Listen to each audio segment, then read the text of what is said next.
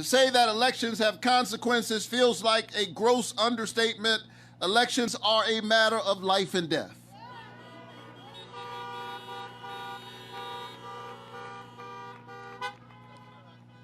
And so 9 days out from this election, I didn't come to Fulton County to ask you to vote for me. I've come to ask you to vote for your loved ones, vote for your mothers and your fathers and your grandmothers and your grandfathers and your friends. I came to ask you to vote for your children and your grandchildren.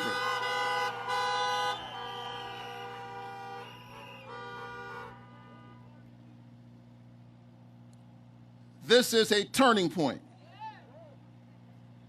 And the great thing about America is that it is a government for and by the people.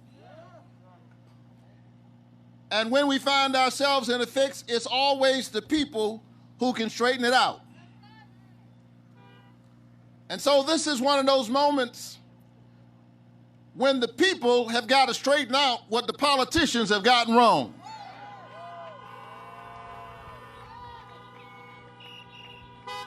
That is the covenant we have with one another. It is a people knit together, not on the basis of race or ethnicity, not on the basis of national origin, not even on the basis of religion, but on the basis of an idea, a democratic idea that sees the spark of the divine in each of us, and so it understands that the only way I can be safe, I have to make sure my neighbor is safe. That's what we mean when we say equal protection under the law. That's what we mean by that great Latin phrase, e pluribus unum, out of many, one. We are a diverse democratic republic, and the only way for me to keep myself safe is to keep you safe.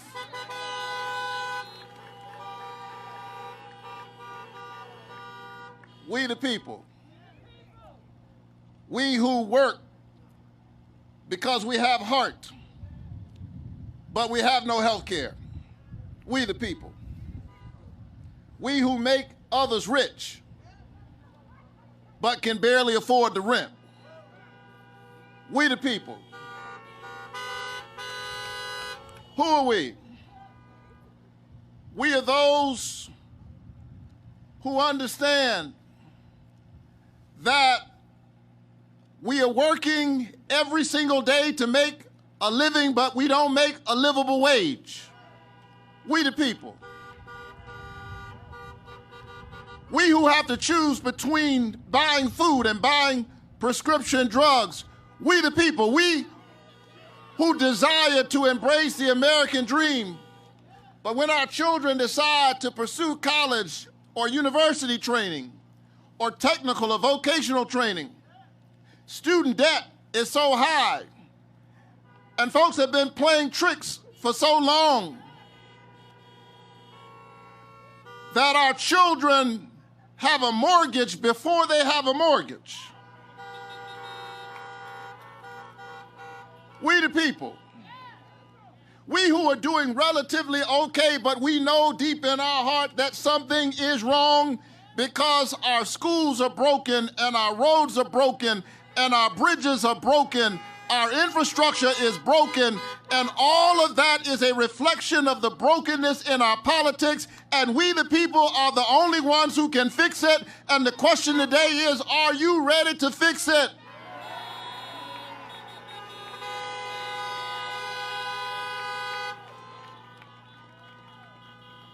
I grew up in Savannah, Georgia. I'm a Georgia boy. One of 12 children in my family. My folks, both of whom are preachers, read the Bible, and clearly they took that verse seriously, be fruitful and multiply. 12 children in my family, I'm number 11. And I'm the first college graduate in my family.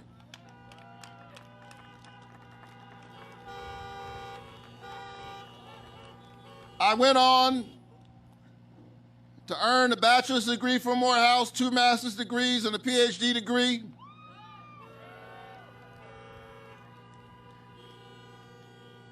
And today I'm running for the United States Senate against the wealthiest member of Congress. Only in America is my story even possible.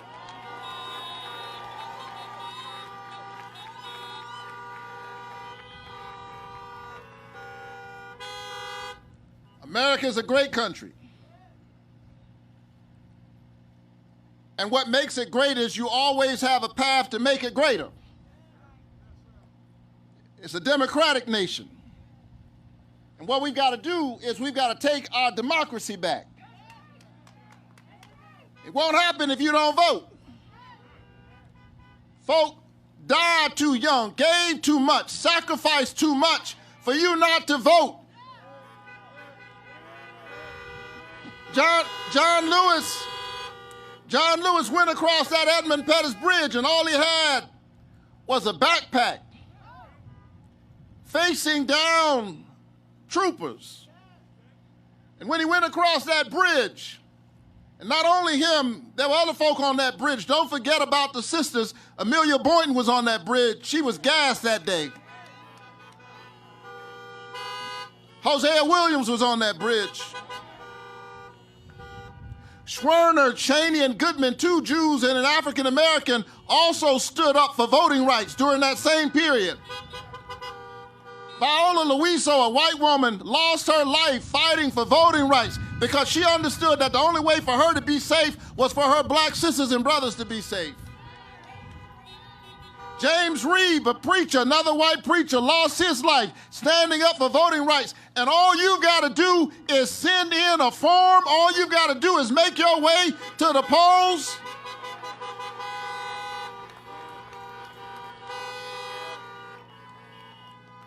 Are you ready to vote?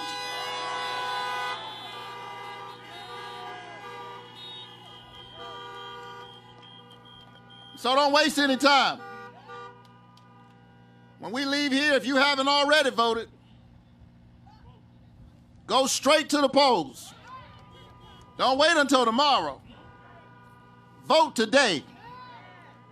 You know, don't be like, I'm a preacher. Don't be like those folk who shout in church on Sunday, but they don't listen to anything the preacher says. It's not about what you proclaim on Sunday. It's how you live your life after you walk out of the building. So we didn't come for a pep rally, right? We came because it's time to take our democracy back. It's time to fight until everybody has voting rights, until everybody has a livable wage. It's time to stand up and wake up. I'm the first college graduate in my family. I got there through hard work, grit, and determination. But I also got there because somebody gave me some Pell Grants. Somebody gave me some low-interest student loans. Before that, as a toddler, I'm an alumnus of the Head Start program. Anybody know what Head Start is? Pell Grants are a good federal program. Head Start is a good federal program. And then when I was in high school, headed to college, I was a part of the Upward Bound program. Getting young people who would be the first in their family to graduate from college, getting them ready, having them spend time on a college campus so that they could dream beyond their immediate environment. What I'm saying to you is that I am a living example that when you take personal responsibility and hook it up with good public policy, you make the future great for all of our children. And when you make the future great for our children, you make the future great for all of us.